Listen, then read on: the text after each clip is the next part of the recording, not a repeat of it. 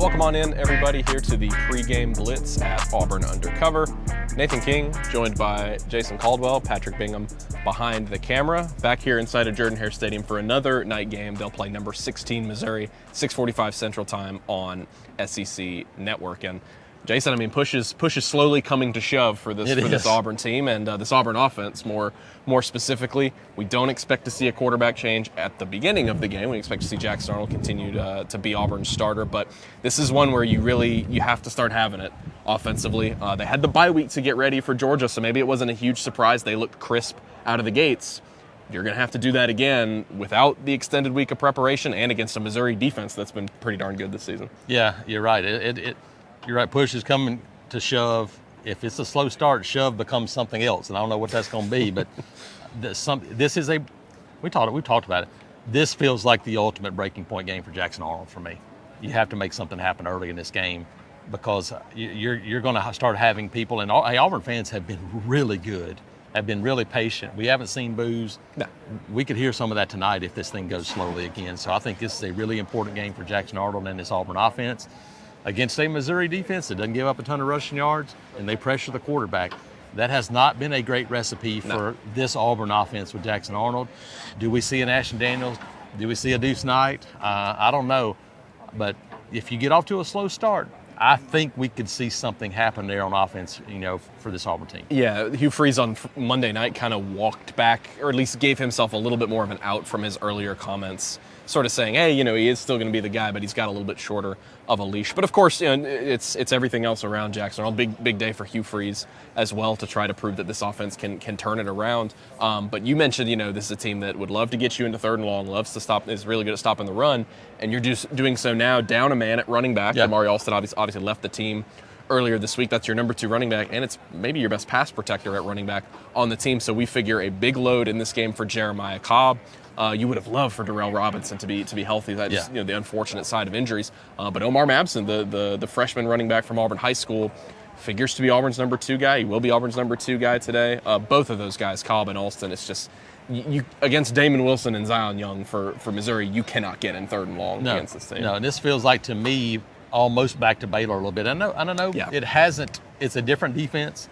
But teams have had success running the ball against Missouri, but they've just completely shut down the 3 opponents who they were better than. Alabama ran for more than 100. South Carolina ran for more than 100. Kansas ran for 170 or something. People have been able to run the football, but if you're Auburn, to me, it comes back to speed sweep game, Eric Singleton, Malcolm Simmons, Jackson Arnold, downhill power run, and using the running backs. That's been the best version of this Auburn offense. They did it early against Georgia the other night. I think you got to do a lot more of that if Jackson Arnold's your guy, and then have some one-on-one opportunities if you can get to second medium, even second and short situations. To me, that's what it feels like success looks like for Auburn's offense tonight if Jackson Arnold's the guy. On the flip side, the other quarterback in this game, Penn State transfer Bo Pribula for Missouri. This is his first career road start. And not only that, Jason, very strange to be saying this sitting here in week 8. This is the first road game of the season for Missouri. And so I don't think that's a small factor in this one. Under Eli Drinkwitz, they're 1-4 in their first SEC road game of the season. I believe 7-13 overall on the road in the SEC. Hard to win on the SEC in the road. So it's not like Missouri's bad at that. Correct. But it's like they just, they're obviously a lot better of a team at home. This is an Auburn defense that we've talked about this week is still holding up their end of the bargain for the most part. Obviously had a bit of a late breakdown against Georgia, but kind of just ultimately the dam broke in that game. And they've still played at a high level. You figure this is going to be another 4-quarter game, and I think they'll have an opportunity here to try to rattle somebody like Bo Pribula in this situation. But it starts with Ahmad Hardy, correct, the running back, number 2 rusher in the country. Auburn's got to find a way to slow him down. Yeah, Auburn's run defense has been the most consistent part of this team through Absolutely. 6 games. It'll need to be that way again tonight because that's where it starts for this Missouri offense. They've been pretty balanced, but it's really because they've run the football, and they've done it. They're number 2 team in the country rushing. Ahmad Hardy's the number 2 rusher in the country. They're going to continue to give it. But I agree. You look at this one and go, first down, second down for both sides of the field tonight, probably going to ultimately decide who wins this game because Missouri's in the same boat. They don't want to be in a bunch of third and long situations either. And so I think if you look at that one, for Auburn's defense, can you slow them down early? I would expect to see some short passing game out of Missouri early. I think Auburn is the same thing. Can you do short passing game, but it can't be short as in 1 yard. I'm talking about 4 or 5 yards, get ahead of the chains a little bit. get some throws early on that you can win with if you're Jackson Arnold. But for Auburn, yeah, Ahmad Hardy is the ultimate starting point for this game defensively. It's just going to be an interesting night overall, Jason. I mean, this is a very interesting spot for the program to be in. We felt like Georgia was the have-to-have-it opportunity to breathe some life back into this season.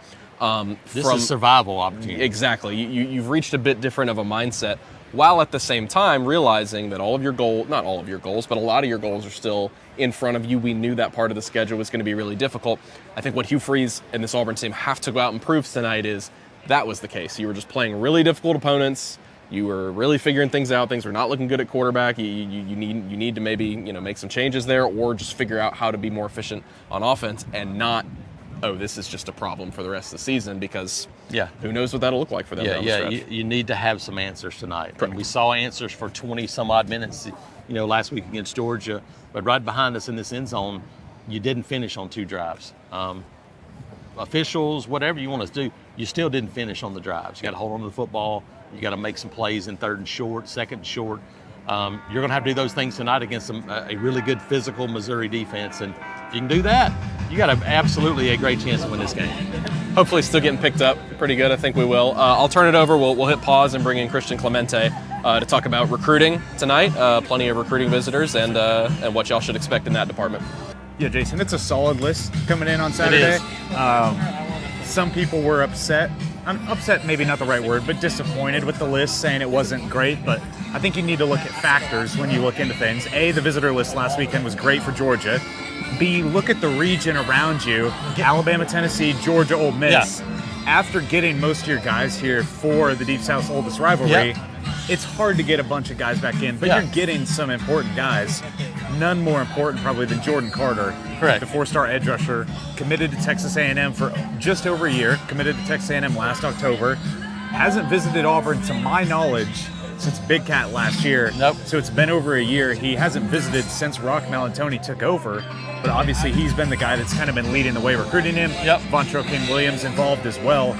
This is Auburn's chance. They've been quietly lurking. Just because a guy doesn't visit doesn't mean they're not in it. But this is Auburn's chance to really, become a true factor. Yeah, and this is a guy that we went and watched play last fall, and we're like, Auburn's absolutely in the mix here. They've continued to recruit him, but he committed to Texas A&M, and you look and go, man, it slowed down a little bit.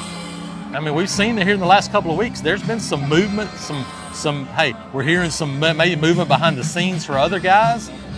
This is one of the guys to watch because, look, NIL matters. Closest to home matters. Opportunity matters. There's a lot that goes into these decisions. And so we talked about, look, between July and December, how much potential movement there could be. This is another one of those guys that may be one of those guys to watch. Yeah, and people might be questioning, who would want to commit right now when there's kind of some uncertainty. Obviously, Auburn gets Shadarius Tootle.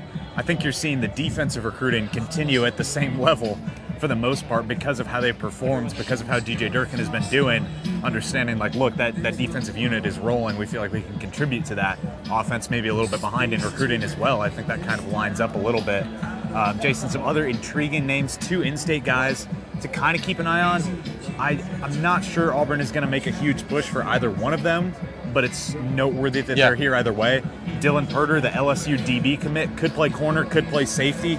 Auburn's had him as more of a corner, but I think he's committed to LSU as a safety. Right down the road from Tuskegee, so close by. Him, and then Corey Barber, the Ole Miss wide receiver commit from Clay Chalkville, who's had a great year. Again, I'm not sure Auburn's going to make a huge push for either one of them as it stands right now. But what if they get eyes on them, they're really impressed, talk with them, really just kind of gel a little bit? You never know. It's intriguing that they're here either way. And so it's worth kind of noting and seeing, what do they have to say afterward? Is there legit mutual interest with either one of those guys? Absolutely. Start looking at it going, keeping guys on the recruiting board. We just talked about it. What happens between now and December? There's a lot of things that could change. So a lot could change for Ole Miss's recruiting board or LSU's recruiting board. So Brian Kelly, what happens with him? Excuse me. So definitely guys to watch, pay attention to, but you look at those guys, some young guys. We were at Thompson Hoover on Friday night, saw C.J. Cowley play. Some of those young guys, Trent Seaborn Cowley, will be here today. I talked to him this morning and said, he's still coming. Some of those 27, 28 guys are worth keeping an eye on as well. Another one that's worth talking about a little bit, JUCO edge rusher Joshua Warren, Georgia Military College, 4-play 3 guy. As Auburn is kind of working on figuring out what they want to do at edge, what they want to do there at the buck position. He's becoming a new name. I think he could get an offer today. I'm not saying he will. Yeah. But that's definitely one to watch out for. And then you mentioned young names. Derek Baker, he's coming back, the quarterback from Milton. You mentioned CJ Cowley, some interesting offensive linemen. Tyson Robinson, a running back from Mississippi. Yep. His second game this year, I believe. Caden Fife, a big defensive tackle who visited this summer. So there's some intriguing young names. It's not a lost weekend in terms of visitors. No. One other thing we mentioned on Thursday Night Live, the 2 official visitors, both are specialists. One a long snapper committed to Auburn. Not a ton of attention necessarily on Travis Wakefield, but it is interesting that Hayden Chambers is officially visiting. The kicker committed to Mississippi State from Fort Payne. Feels like more and more Auburn will take a kicker this class. And he would be the guy. Yeah. If Auburn takes a kicker, if they're willing to invest either a scholarship or a PWO with NIL, he's the guy. Visited last weekend, official visit this weekend. Definitely worth noting that he's here. Yeah, absolutely. So lots of guys to touch on. Maybe not a ton of news that you think about, man, this is immediate breaking news right now. But this is one of those weekends that can be really important, not only this December, but next December as well. Yeah, absolutely. We'll have it all covered at auburnundercover.com. We'll see you guys back over here on the YouTube afterward for the post-game pod, if you can hear us over the loud music. Yeah, YouTube blasting. And after the game, hopefully no sprinklers. That'd be great. Well. Yeah, so we'll catch you guys there. Game coverage at auburnundercover.com, and thank you for tuning in.